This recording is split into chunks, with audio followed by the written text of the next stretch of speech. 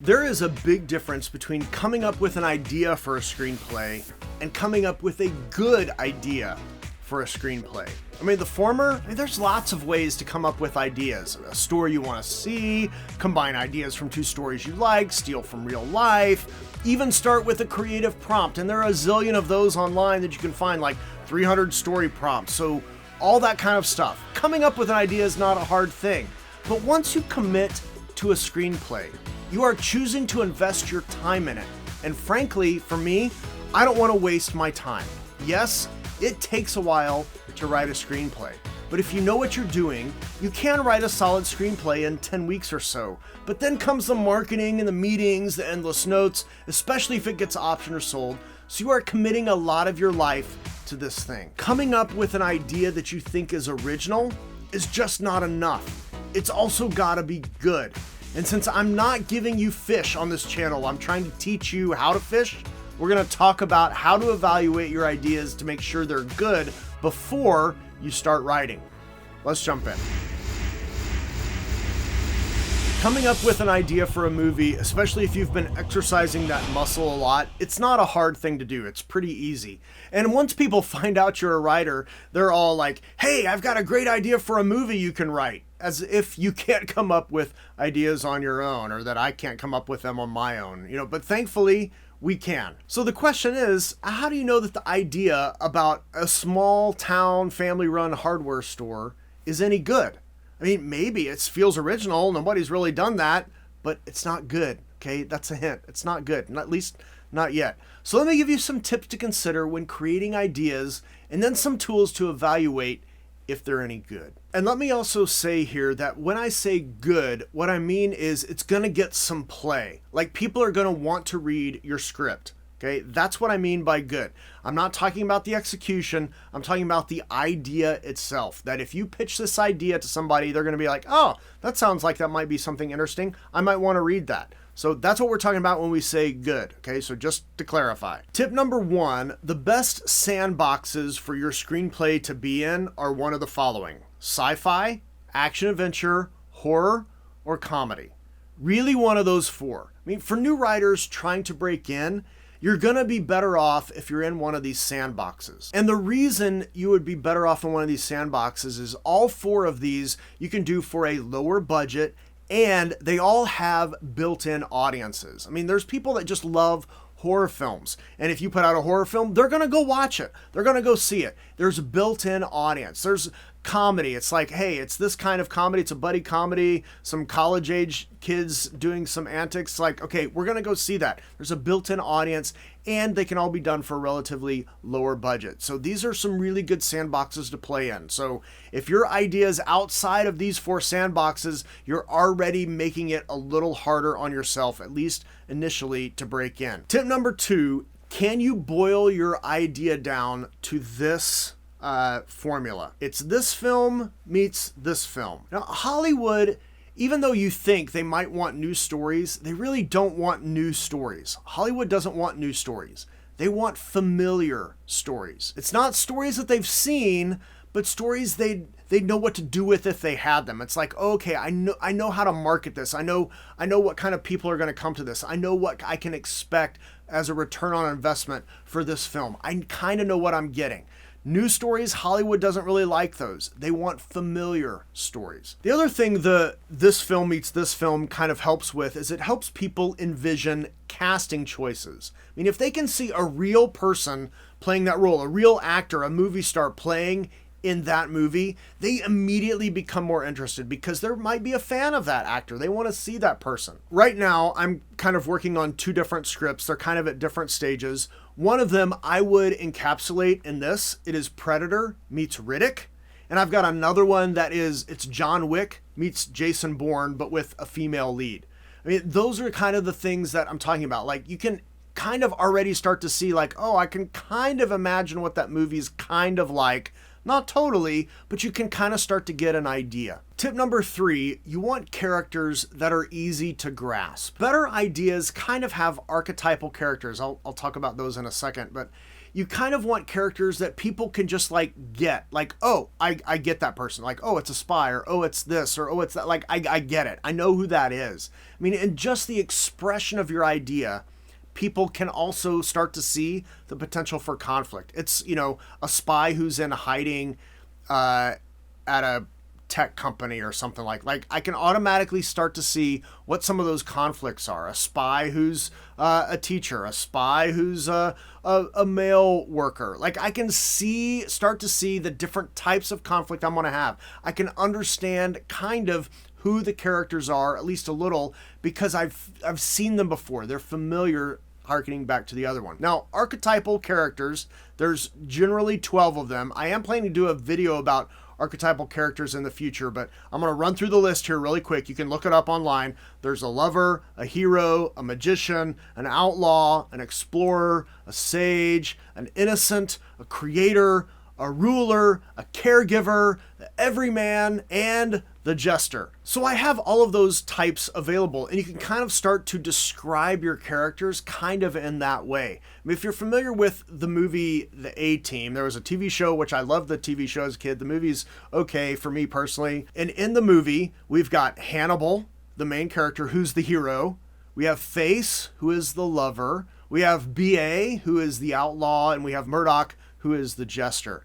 So you've got these characters, they're all kind of archetypal characters. Like, oh, okay, I get who they are and what's going on. Now, you may, though, choose to focus on their job or occupation. I kind of mentioned, like, it's a spy, or it's a teacher, vampires, prison guards, taxi drivers, undercover cops, judges. Like, I understand who those characters are. So you want a story where the characters are easily grasp. Either they're archetypal, or maybe using their occupation as one way to do that, because their occupation, the archetype, the type of character they are, is going to imply conflict. Here's the thing with people. We don't like unresolved things.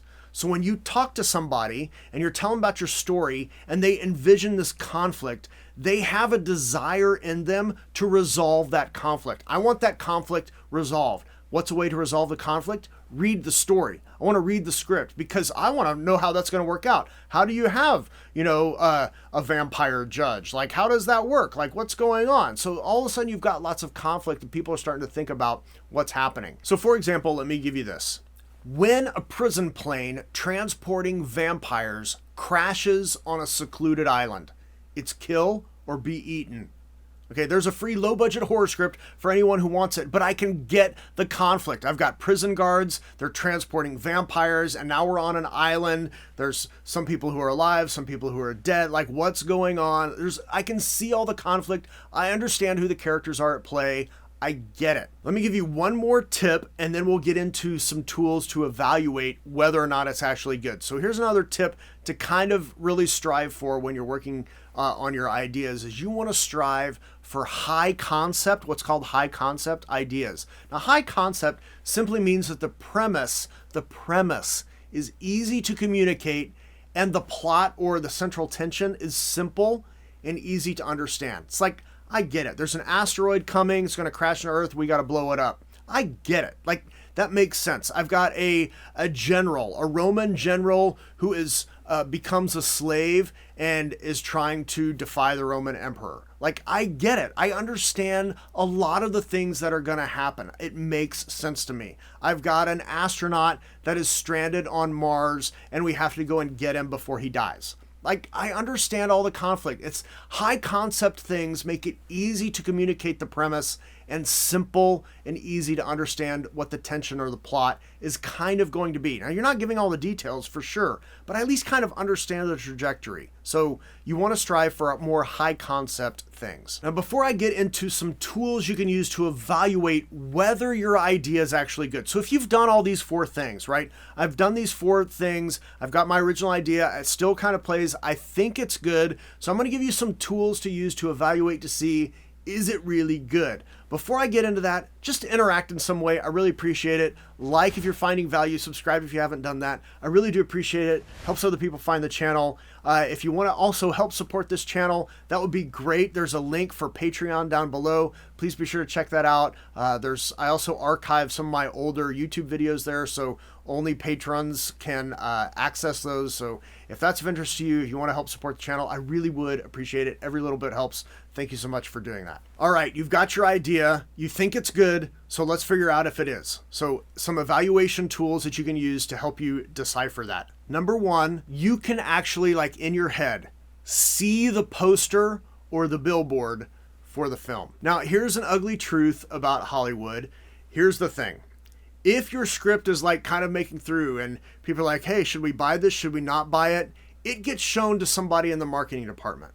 If they can't figure out how to market your film, if they can't figure out, like, if they can't see the poster, if they can't see the billboard, if they can't just like right off the bat kind of see something like, oh, I think we could do it this way, it's probably not going to get bought. Or it's at least not going to get greenlit if it does get bought. So sometimes it gets bought outside of that, and then they're trying to decide like, hey, are we going to actually make this movie? It goes to the marketing department, and they're like, I don't think we can do that. I don't know how to do that. And it's kind of ironic because the marketing people in Hollywood are the only ones in Hollywood who can get away with saying something like, you know, I don't really know how to do my job for this movie. It's kind of a weird thing, and we kind of give them a hard time about that. But they have a really hard job because they're trying to get people into theaters to see the movies so the studio can make some money, because it is a business. At the end of the day, it still boils down to how can we market this film? And if they don't know how to market it, they're going to have trouble. I mean, if you got a story about a bus driver trying to get home by dinner, they're like, I can't see the poster, or I can't see the billboard. And your idea, when you communicate your idea, it has to help everyone automatically see the poster or the billboard. And better yet, it also helps them see multiple scenes. So just hearing the idea allows them to imagine a bunch of scenes. I mean, once you get people seeing scenes in their head and images in their head, you're in a much better position. They're much more inclined to purchase your stuff, but you have to make sure that you are giving images. So you want to make sure you're giving images, not just to the poster and the billboard. It's got to start there, but you also want them to start imagining your scenes and imagining what's happening. Now, here's a corollary to this. Okay, so something you need to be aware of, because we're talking about the idea. We haven't written the script yet. We're just trying to figure out, is our idea good enough? And if the idea, if you're like, hey, you know what? I can imagine a poster. I can imagine scenes. Like, here's the scenes I see happening. I've got this one, I've got this one, and this one. Like, you see all of those. When you write the script, if somebody requests the script, they're also imagining those scenes. And your script has to include the scenes and the scene elements that they're envisioning. So you pitch it, they request a script, they're wanting to see those scenes. If they don't see those scenes, you're done. Your script is tossed. So just kind of be aware of that. You want them to have an image, okay? You want them to start seeing things, see the poster, see the billboard, see specific scenes. But when you deliver your script, you've got to have those scenes as part of it. Otherwise, sorry. Evaluation tool number 2, actors would want to be in it. Now, this one's kind of hard because it's like, well, I can't read the mind of an actor, right? I can't imagine whether or not an actor would want it.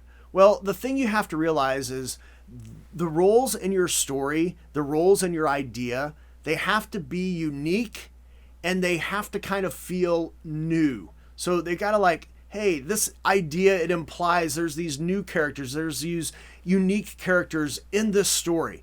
That's going to pique an actor's interest. That's going to help a producer think, hey, you know what? There are actors that might want to play this person. There are actors that might want to do this thing.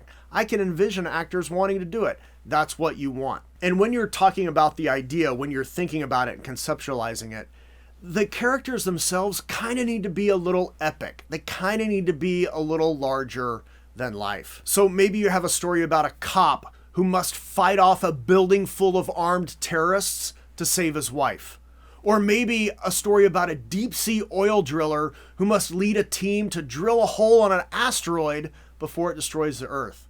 Or maybe a story about a famous gangster who's in hiding, who's sold out to the mob by his neighbor, who's a dentist looking for a quick buck. I mean, all of these roles are played by Bruce Willis. Why? Well, they're fun, they're iconic, they're a little epic, they're a little larger than life, so you gotta be thinking about things like that. You want to hint that your roles are gonna be epic, they're gonna be big, they're gonna be unique, they're gonna be new, and an actor will then want to play them. Evaluation tool number 3. Your story should feel both familiar and new. it feels like a fresh take on something that we are already familiar with. So you're not really introducing new things. It's things that are that we are familiar with, but you're putting them together in a new way, like vampires on an island. I mean, we're familiar with vampires. We're familiar with island survival, but we haven't, at least I haven't seen this movie, seen that before. That feels new. It feels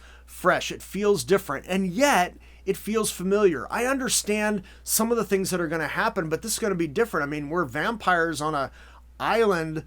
They don't like sun. So how is that going to work? I mean, there's like you can start seeing conflict because you understand, you're familiar with things. And this is what familiarity helps with, is it helps people understand some of the inherent conflict that's going to be present in your story. Because they're familiar with it, they understand what generally happens. So it's like, oh, okay, well, now I can start to see some of the conflict that's going to happen. If it's totally new, they have no idea. They're kind of lost. They don't know what to do with it. They're like, I don't understand this. This is why movie studios really like things based on IP, because there's already a built-in audience, or things that are familiar because there's already a built-in audience. We're familiar with those types of stories. I like those types of stories. I'm going to go see that movie.